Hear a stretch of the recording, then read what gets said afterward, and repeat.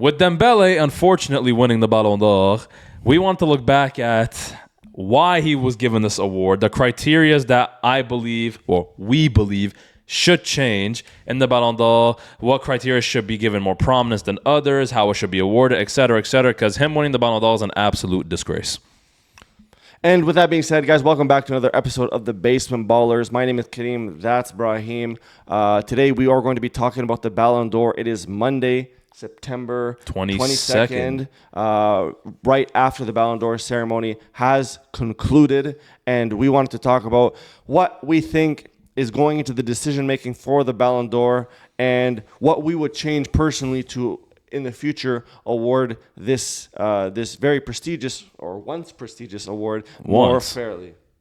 I do feel like the Ballon d'Or has lost a lot of value, if I'm being honest. You say that my GOAT, Ronaldo. Yeah, that's what I'm saying. Just because your GOAT doesn't have as many as my GOAT.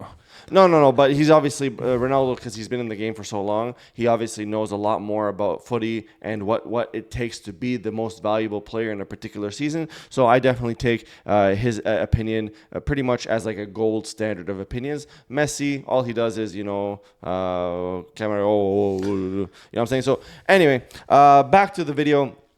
So today the Ballon d'Or has been awarded. The top 30 have been announced, and we believe Pedri 11th, by the way. Pedri 11th. Very deservedly so at 11th. At the end of the day, we all know that historically midfielders. They gave Cole Palmer top 10. Anyway, we all know historically midfielders don't really get maybe the credit that they deserve. Do I think Pedri should have been higher? Of course I do, but that's just how the cookie crumbles. Barcelona fans everywhere absolutely salty, and we just love to drink up those tears. But that being said, I've always thought, and I want to hear your opinion on this, I always thought that the Ballon d'Or should be given based on your perceived value on your team. As in, just like how the NBA does it, for example, the most valuable player in a particular season. Okay? So, because we do believe that obviously certain trophies matter a lot when it comes to Ballon d'Or voting, especially that Champions League trophy being very important for a Ballon d'Or campaign in a season where the only competition that was happening during the summer was the Club World Cup. Obviously, the Champions League receiving a lot of value in this case. But I believe that context matters.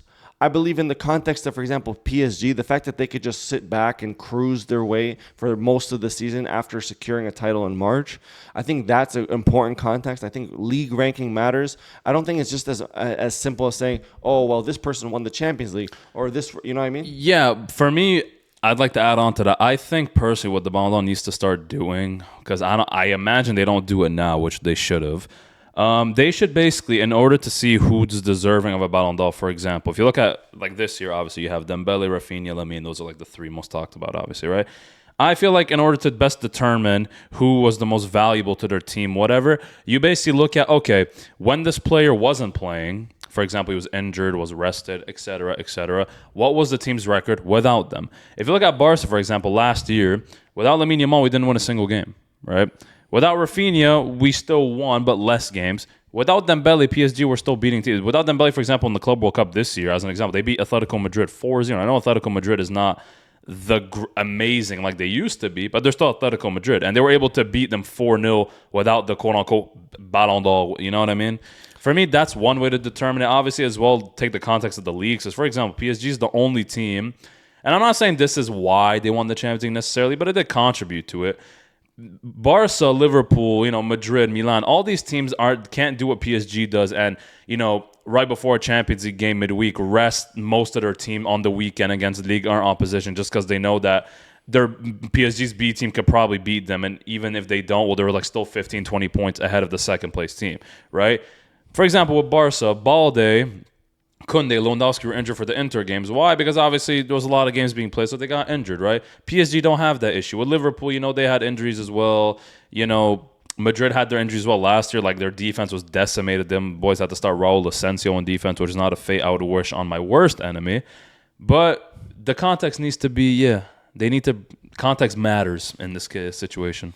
I agree. Obviously, when you come to a team like PSG and you speak about the players that they have on that squad as highly as a lot of people do, for example, Vitinha was amazing, Hakimi was amazing, this Nuno Mendes was amazing, all this stuff. It's like you do start to look at a player like Dembele and be like, okay, well, he has all these quote unquote amazing players, top 10 players. But that's what I'm saying. People will tell you, for example, and I think rightfully so. They'll tell you, okay, Hakimi and Nuno Mendes are the best fullbacks in the world, right? Hakimi best right back, Nuno Mendes best left back. I would probably agree, right? But then they'll tell you stuff like, okay, well, Vitinha is the best midfielder in the world. Okay, so he's better than Pedri. Strange. So he's the best midfielder in the world, right? They'll tell you João Neves is one of the best midfielders in the world. They'll tell you, okay, PSG's midfield just in general. They'll say Fabio Ruiz, João Neves, Vitinha, best midfield in the world, right? They'll tell you. Some people were saying Kvaratskhelia was top 5 in the Ballon d'Or, right? Some people were telling you Doué is better than Yamal. So if that's the case, then how can Dembele deserve to win the Ballon d'Or when he has all that help? It's like it makes no sense. 100%. No, and I agree because at the end of the day, it's like what you said. This thing is very important. It's like. Yeah, sure. Dembele scored a lot of goals, and Dembele was very important for PSG, right? But a Dembele-less PSG is still, first of all, winning definitely a domestic treble, and they're still doing really well in the Champions League. I think personally they probably still win it even without Dembele. If you had a front three of Barcola, Kvaratskhelia, and Doué instead of Dembele, Doué, and Kvaratskhelia, you place Barcola with Dembele, they probably still win the Champions League. Yeah, no, that's a fair point. I don't know if I fully agree with that, but what I will say is I understand where you're coming from because of just the level of talent that you see in that squad and the way that 5-0 against Inter in the final. You know what I'm saying? Like it just speaks for itself at the end of the day. But I do genuinely feel like after today, sort of where the Ballon d'Or was and where it is now, it is a bit of a depressing state. You had players like Cristiano Ronaldo, Lionel Messi, Luka Modric, Kaká, Ronaldinho, all these brothers winning the Ballon d'Or. And now it's a battle, in my opinion, of like... You have to keep in mind, bro, the top 3 in the Ballon d'Or, right, were all dudes that were basically our front 3 2 years ago. In one game we had a starting front 3 of Dembele, Rafinha, and Lamine Yamal. That's crazy. Like, that is crazy. That's like, yeah. That's crazy. The biggest Barcelona fumble of all time. But anyway, that being said, I just feel like where it is now, and especially after Rodri won it last season, I think the Ballon d'Or's value has kind of decreased a little bit. I think there's still a chance that it can go up because, like, we all see Lamine Yamal, for example. He's an incredible player, incredible young talent, and the sky is really the limit for him. And so he can be definitely somebody who revives the top level of the game. But what I feel like we're missing is genuine rivalries for these Ballon d'Ors. I don't think we really saw that today or like this year, where it's like a genuine rivalry for competition for the Ballon d'Or. We saw it obviously with Lionel Messi and Ronaldo for so many years. We saw it with, I guess, in 2013, but with Ribéry in the mix. Ronaldo. You had 2019. You had Messi, Van Dijk was very close. Yeah, like there's no rivalry. The thing is now is that the issue is that you just feel like, as well, if you look at, for example, like just a player like Dembele, you're just there. You're like, man, we were used to seeing. Obviously, Messi, Ronaldo are freaks in nature, so we're not gonna talk about them. But we've seen dudes like Ronaldinho, Kaká, Shevchenko win it. All these guys win it, and now it's Dembele. But those guys are all-time greats. Yeah. I don't know, and I'm not trying to hate, but I don't know if everything is said and done, whether I will ever look at Rafinha and Dembele personally as all-time greats. Yeah, and the thing is, people are forgetting as well, Dembele hasn't nothing drastic. It's not like with Rafinha, for example, where Rafinha went from like 25 GA in his second season at Barca to last year exploding up to 60. Dembele in his first year with PSG obviously wasn't as good as the second year, but Dembele hasn't changed anything drastic to his game. It's just that he's not, well, first of all, Mbappe's not there anymore, so Dembele gets more touches. That's like the only thing. And the thing is with Dembele as well is like people were not talking about Dembele until February. Like Rafinha, people were talking about since the beginning of the year. Lamine Yamal as well. You had Salah, people were talking about a lot, even though he dropped off end of the year. Plus Liverpool didn't do well in the Champions League, whatever, right? Dembele was only getting talked about starting in February. Before that, he was getting benched by Luis Enrique against Arsenal in the group stage. He was missing games because he was late to training, blah blah. So the thing is like, end of the day, you're going to give the Ballon d'Or for someone who played well the whole year like Rafinha or Lamine Yamal, or you're going to give the Ballon d'Or for someone who played very well at a certain point of the year. Also forgetting the fact that Rafinha was the best. Like, if you're gonna base this award on the Champions League, Rafinha was the best player in the Champions League. Yeah, Dembele won the Player of the Year, which is dumb as hell. But Rafinha had the best statistical Champions League campaign since Ronaldo. You know what I Yeah. mean? No, no, for sure, for sure. And that does definitely beg the question as to what genuinely should be contributing factors to a Ballon d'Or winner.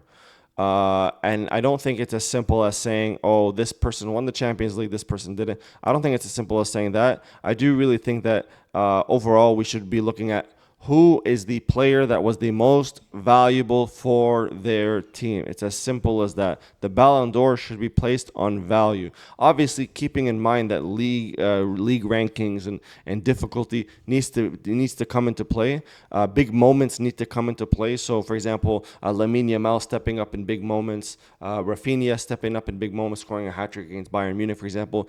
Big moments need to be in play as a metric of value to a team, and then of course, if you want to look at trophies and everything, that's obviously important as well as in terms of you contributing to trophies. Rafinha and Lamine Yamal both very important in contributing to trophies and success for their respective sides. Dembele, of course, as well. But what I'm trying to say, and I think what you're trying to say as well, is that the Ballon d'Or really needs to take into account context. When players show up, not just purely based on statistics. Statistics are important, but it's not just about that. It's about when players show up. Do their contributions lead to game-winning results, trophy-winning results, so on and so forth, and then obviously the icing on the cake is the trophy cabinet at the end of the season. So that's what I believe. Raheem, any final thoughts before we end this video? I agree. Really. Honestly, guys, we want to hear your opinions on the Ballon d'Or. Has its validity or value gone down? Yes or no? And if you were to change something about the criteria about who is awarded the Ballon d'Or, what would it be? Please let us know in the comments, guys. Basement Ballers are everywhere on every social media platform that you can think of. All you got to do is type in Basement Ballers, Google, YouTube, Instagram, TikTok, wherever. You'll find his face, you'll find my face. We're live all the time, so definitely check us out. Discord link, Ballers Academy. You want to click on that link. Why? Because it's a growing community. It's where you can talk about footy with your friends, your enemies, your brothers, your sisters, everything. So go check out the Ballers Academy Discord. And without further ado, guys, we love you all. Thank you for the support. Like, comment, subscribe, and we'll see you on the next video. Peace.